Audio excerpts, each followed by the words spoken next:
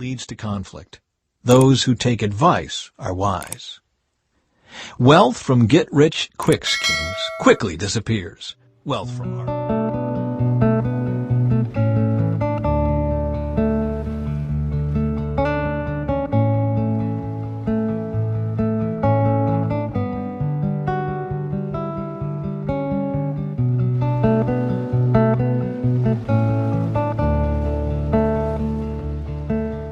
Pride leads to conflict.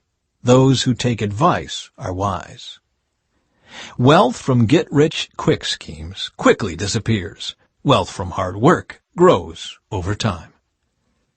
Hope deferred makes the heart sick, but a dream fulfilled is a tree of life.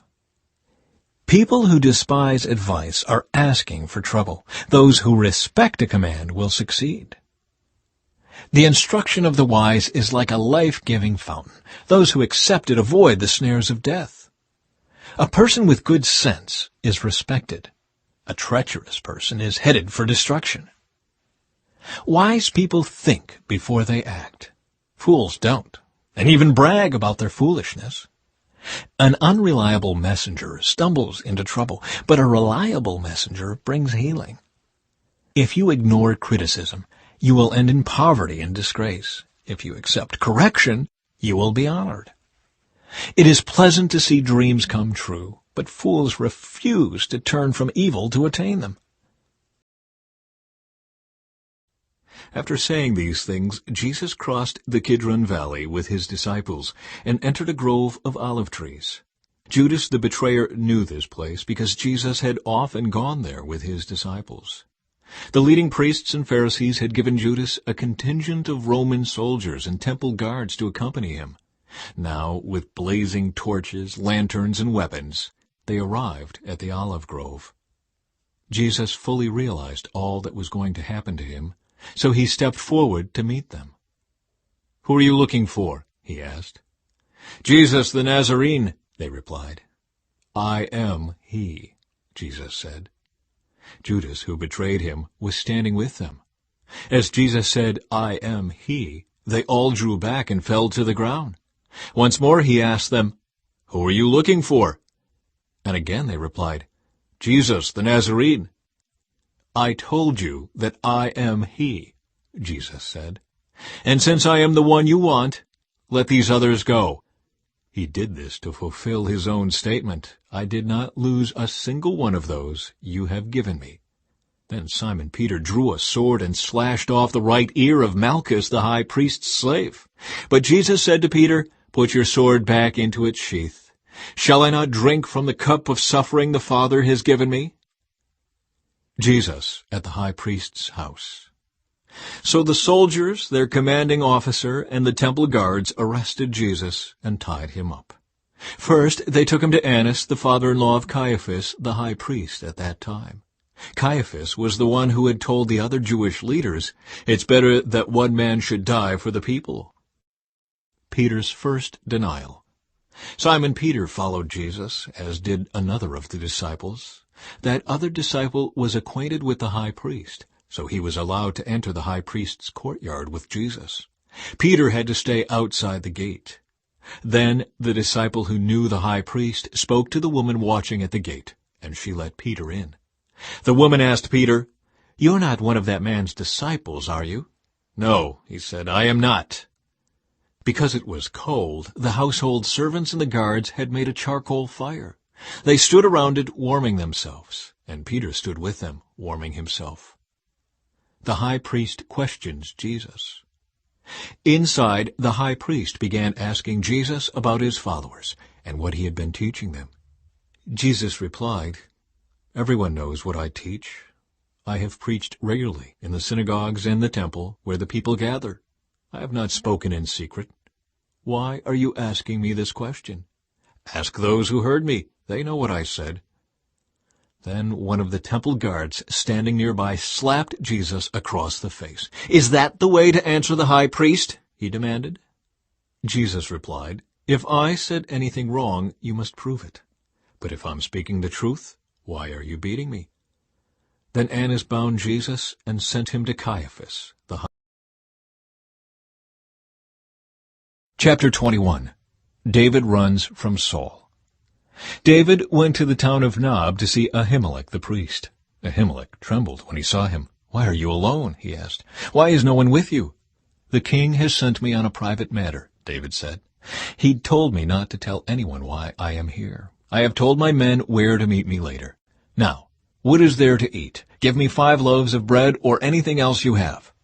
"We don't have any regular bread," the priest replied, "but there is the holy bread, which you can have if your young men have not slept with any women recently."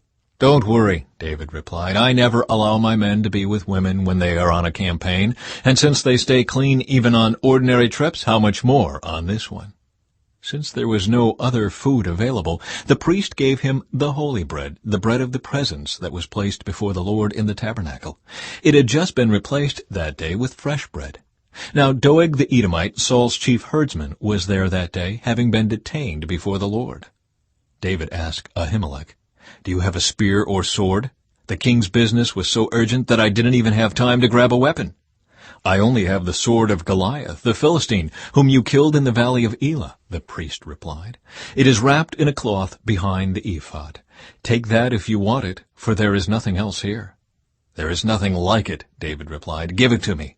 So David escaped from Saul and went to King Achish of Gath.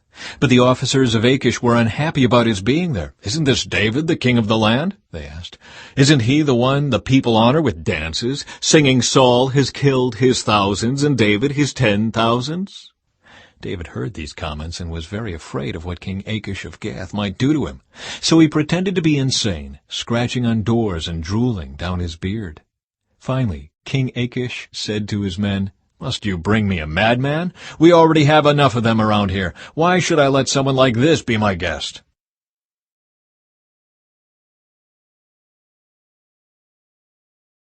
Chapter 22.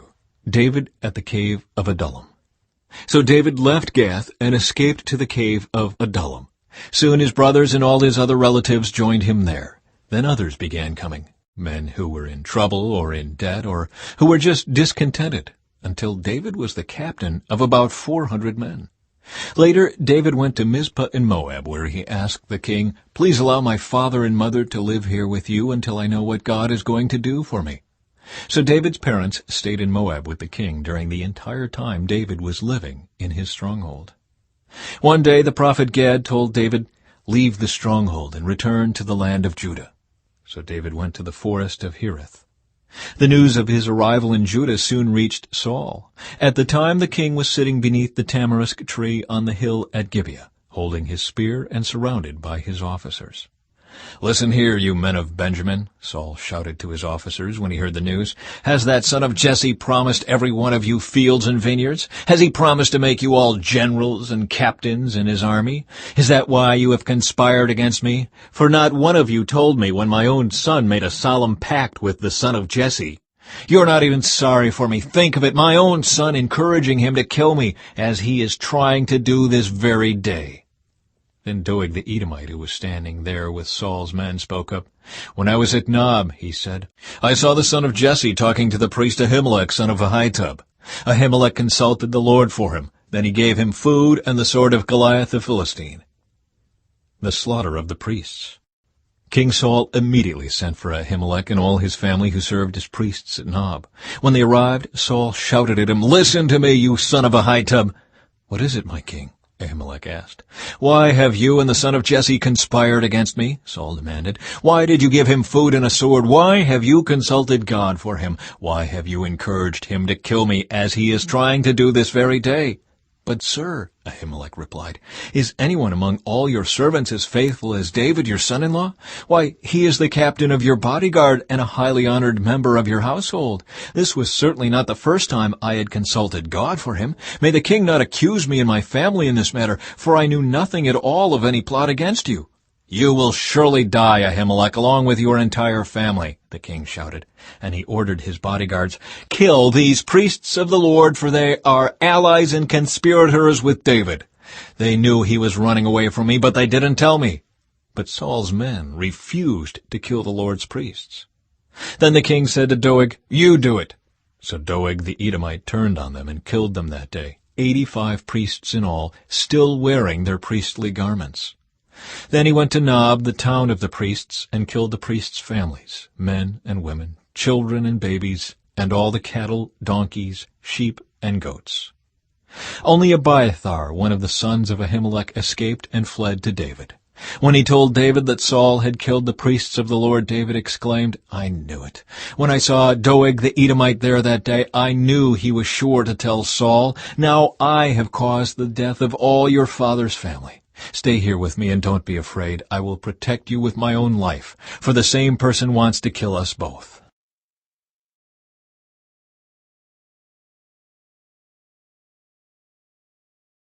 Chapter 23.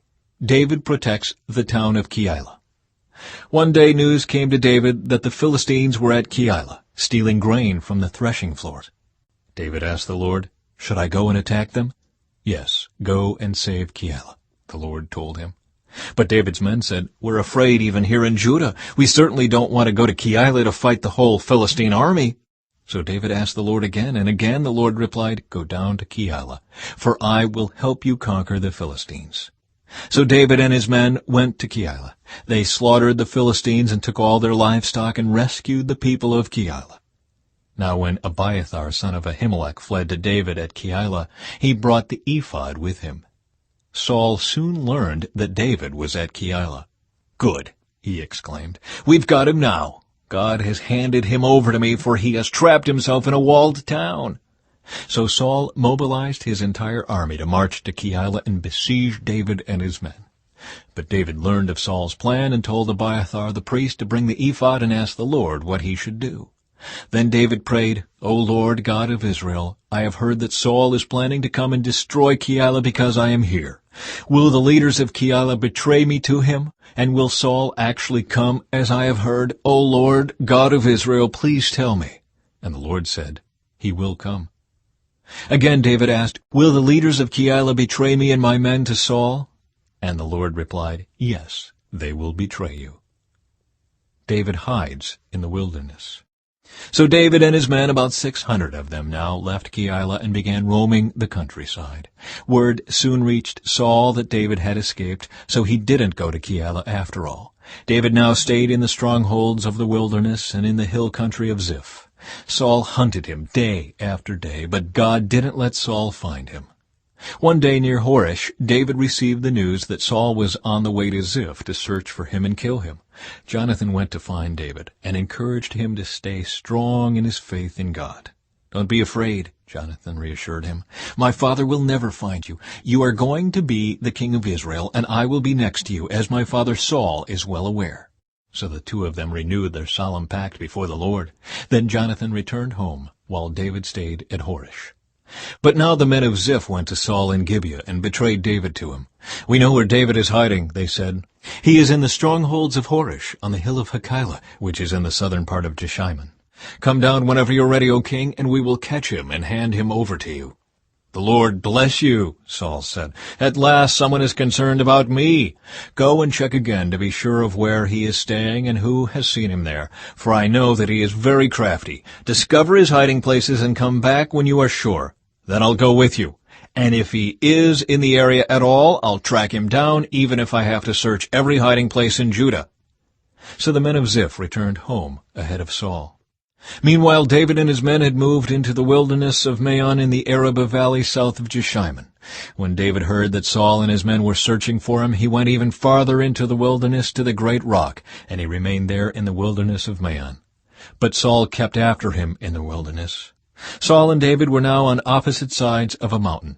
Just as Saul and his men began to close in on David and his men, an urgent message reached Saul that the Philistines were raiding Israel again. So Saul quit chasing David and returned to fight the Philistines.